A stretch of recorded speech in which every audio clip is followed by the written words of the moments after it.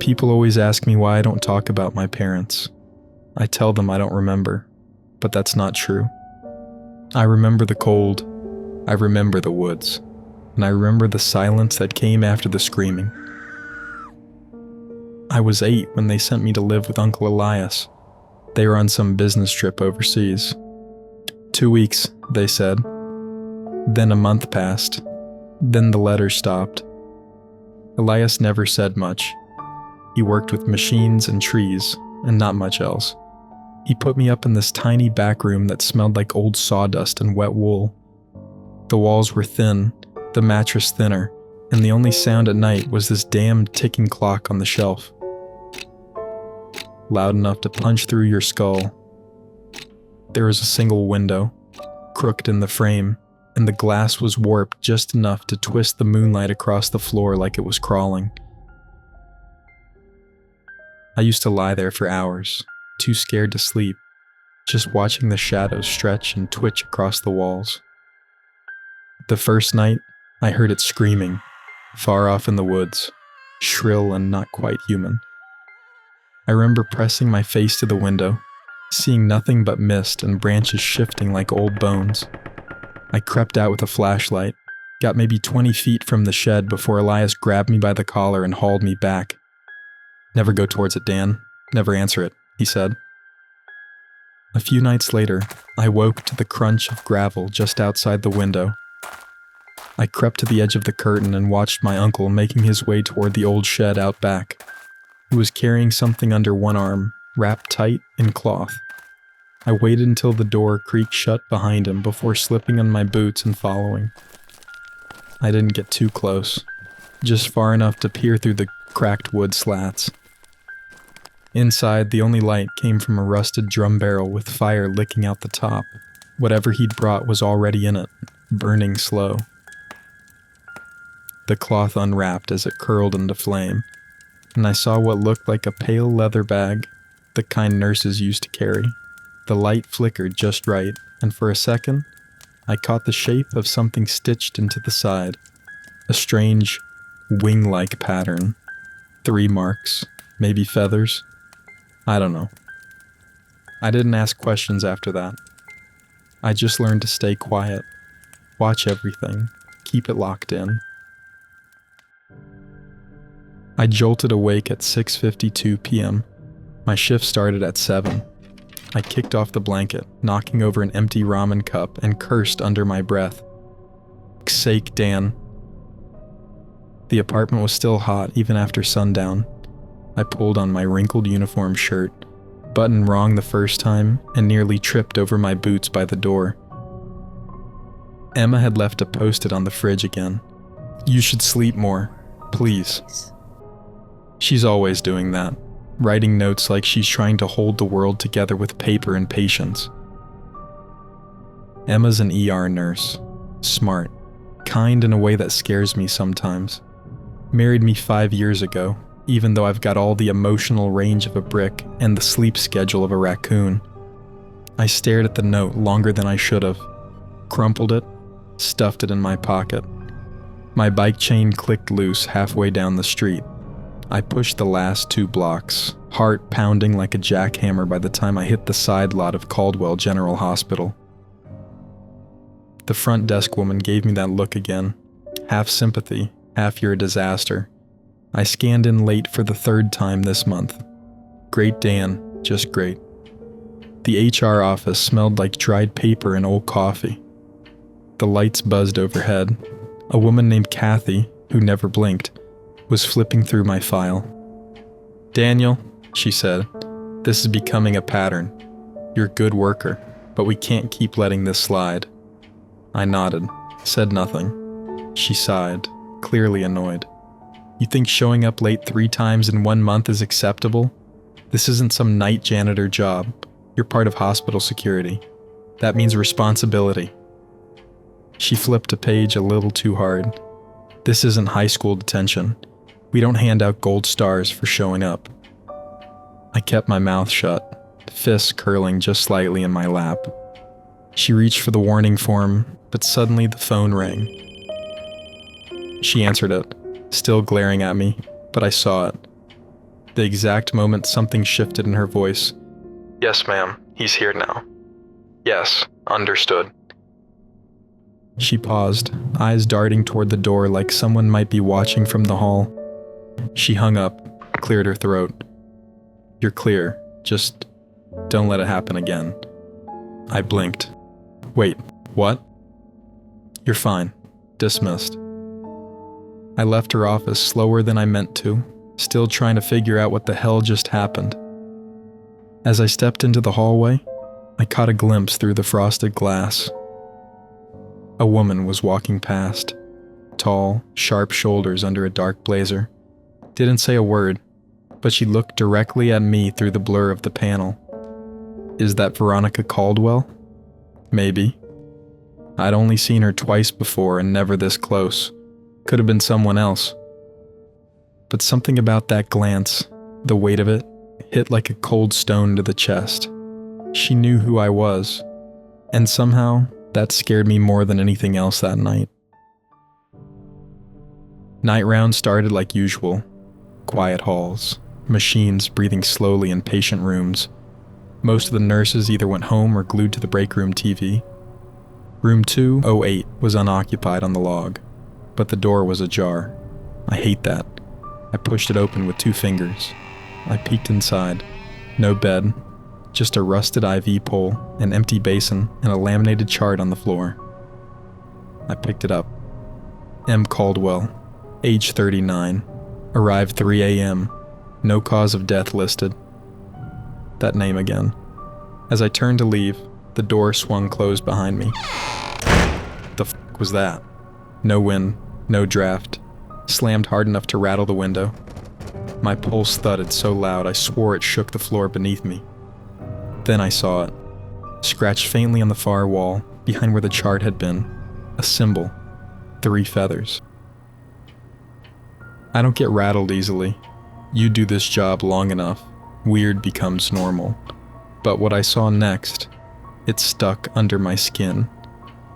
I went back to the security booth, my little bunker of humming monitors and lukewarm coffee. I cued the hallway camera. The footage played smooth for a few seconds, then skipped.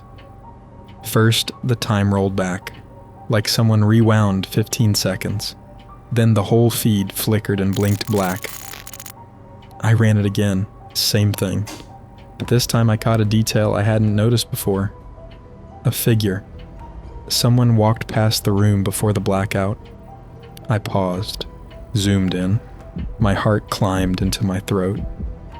It was me. Same height, same limp, same badge lanyard. But I was wearing the old-style Navy uniform they phased out last year. I backed the footage up, frame by frame. My double walked calmly down the corridor, then turned sharply into a section of wall that shouldn't have had a door. And then, gone. "What the f***?" I muttered. But I didn't stop watching.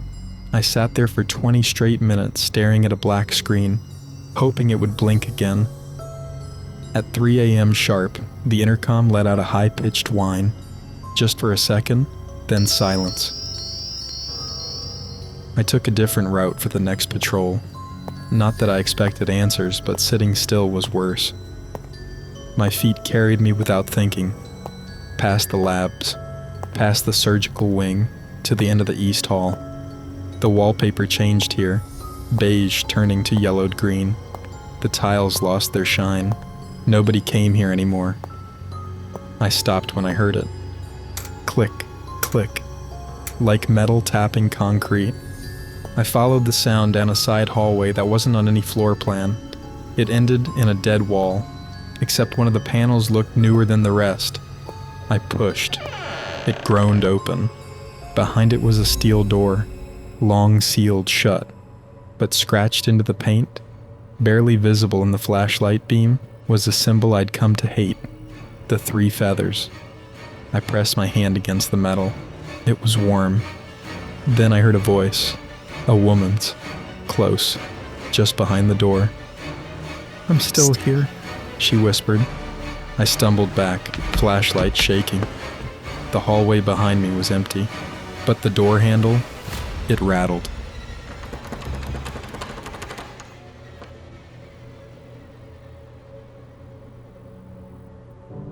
I needed to breathe. I ducked into the staff restroom, locked the door behind me. Lights hummed above. Sink faucets squealed as I splashed water over my face. I stared at myself in the mirror, and I swear, for just a second, my reflection didn't move when I did. I blinked. It blinked late. I backed away, heart hammering, my stomach turned. I half expected the mirror to shatter, but it didn't. It just went back to normal. I left the room fast, barely remembering to shut the lights. My hands wouldn't stop shaking.